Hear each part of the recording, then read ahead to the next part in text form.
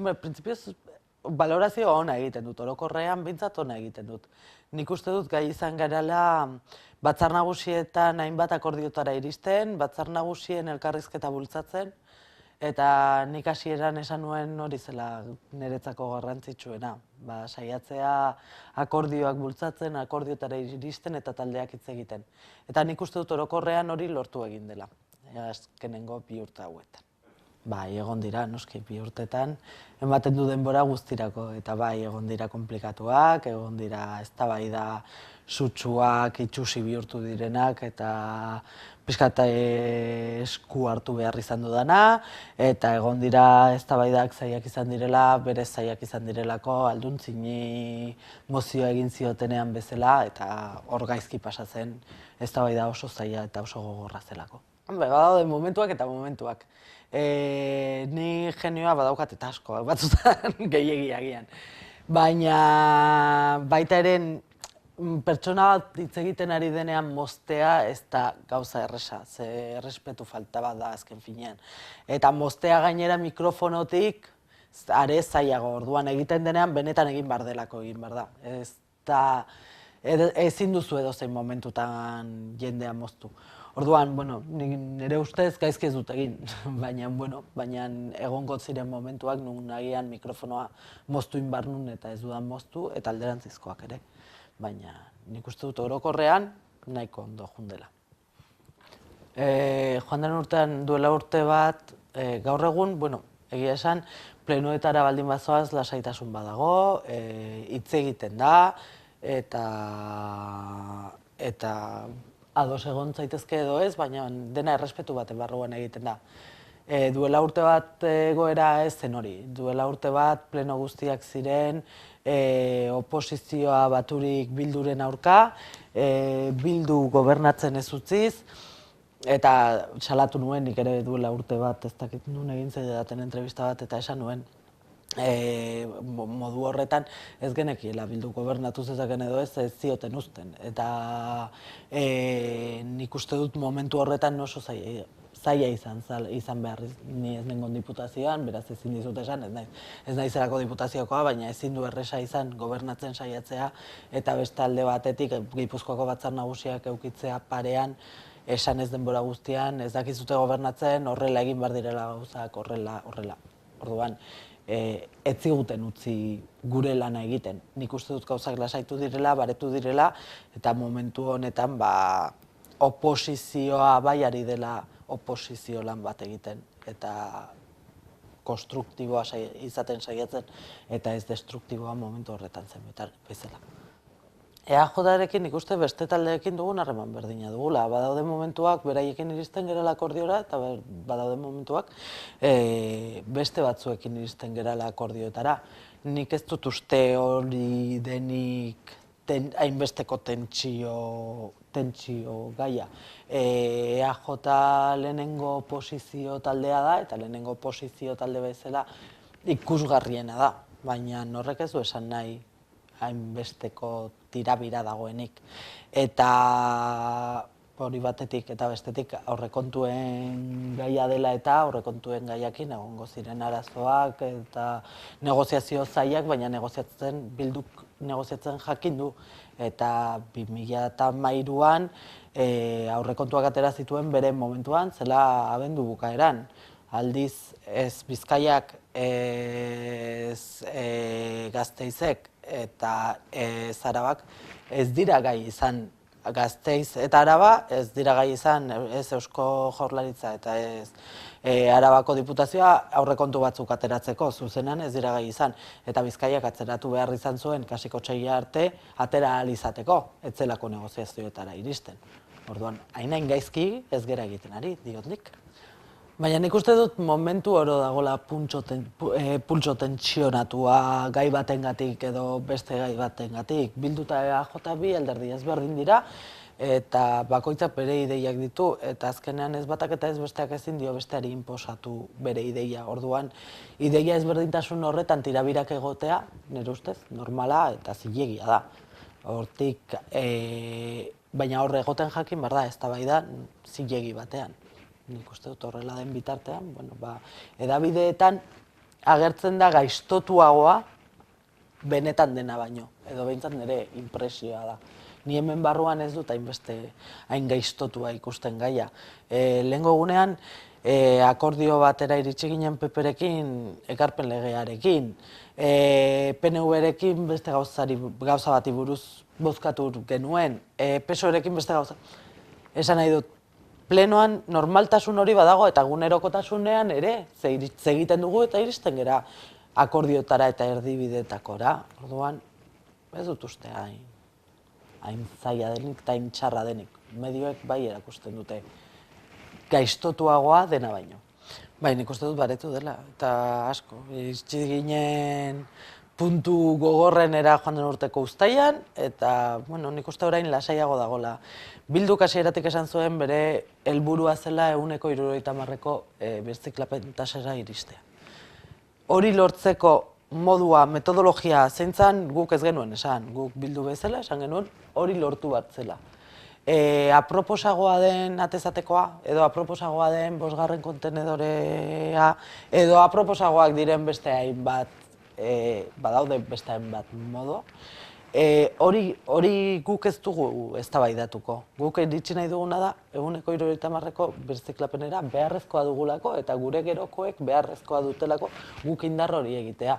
Orduan, guk kontziente, herritar bezala kontziente izan behar dugu, indar bat egin behar dugula birziklapen tasa horretara iristeko.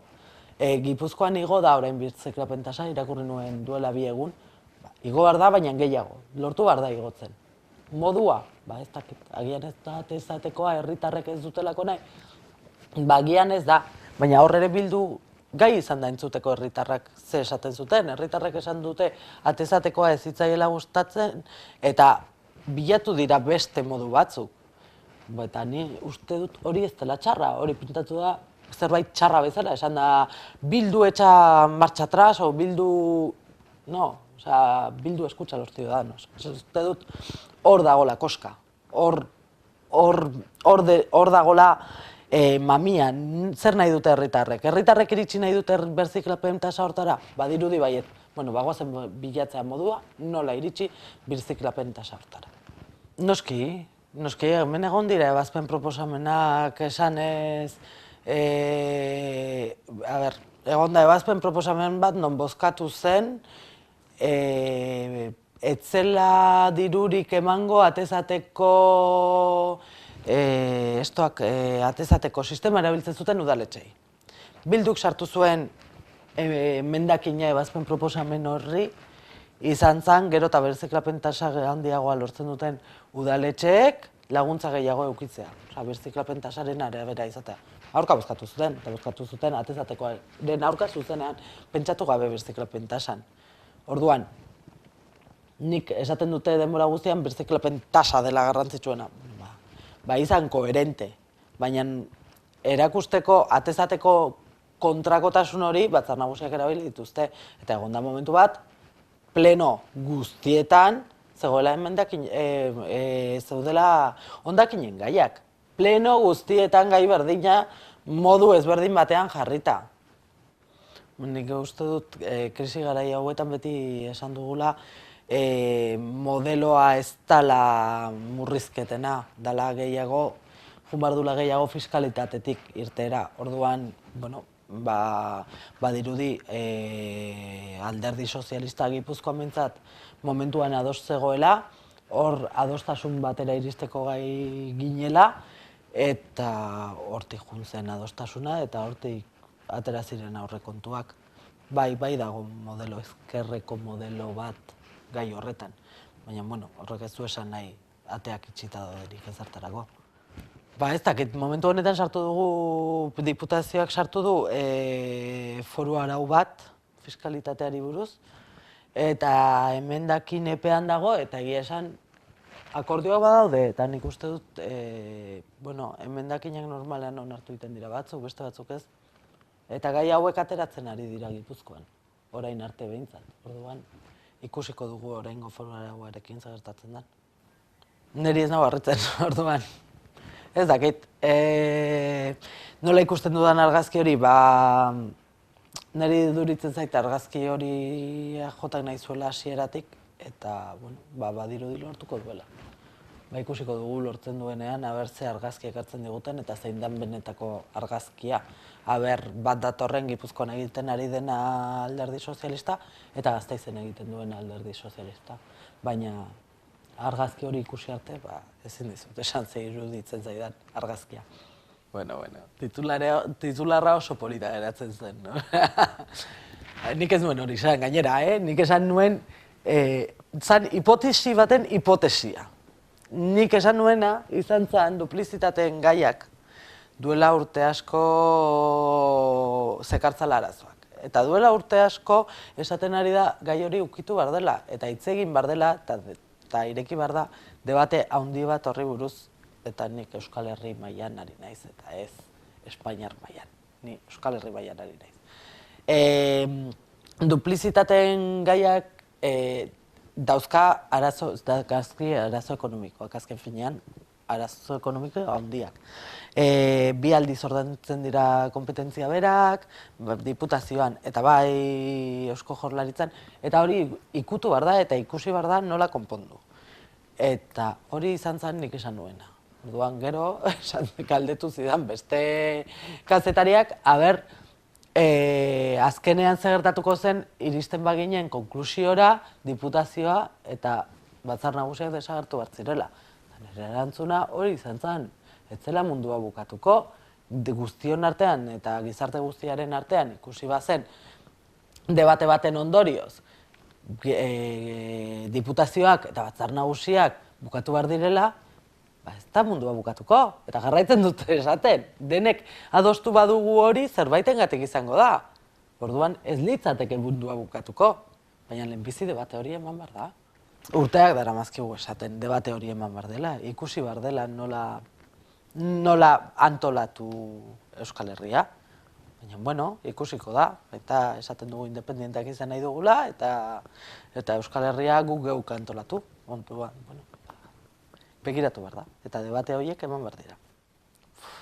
Zaila da, oso zaila da, eta duela gutxi egon nintzen alardearen seme alabak ikusten, dokumentala ikusten, eta bertan betiko alardetik bakarrak parte hartu du. Ez du nahi izan inork parte hartu. Beraiek oso eroso daude beraien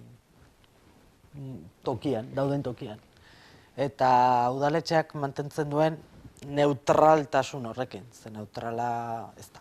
Ez da neutrala eta horregatik da ni eroso. Benetan neutrala balitz, ez luke baimenduko alarde bat, nun diskriminatzen den Irungo herritarren erdia baino gehiago. Hori ez luke onartuko. Eta are gutxiago, alarde hori ikustera joan, eta bestea ikustera ez joan. Hori ez da neutrala izatea. Orduan, nik uste dut aurten beti bezala batzuk bat ikusiko dugula, beste batzuk bestea, eta espero dugun ugaitz ateratzen den urtean, batzuk falta dira oraindik, alarde misto eta bakarra egotea. Baina aurten ez dakit parte hartuko dudan ikusten edo barrutik. Gogoak sartu zaizkit berriz, eta hor nago, danborra atera edo ez atera baloratzen. Batez ere entzaiotara juteko aukera gutxi daukadalako, orduan, eta entzaiotara jun behar da. Batez ere daramazki dalako urte asko atera gai. Orduan, ikusiko.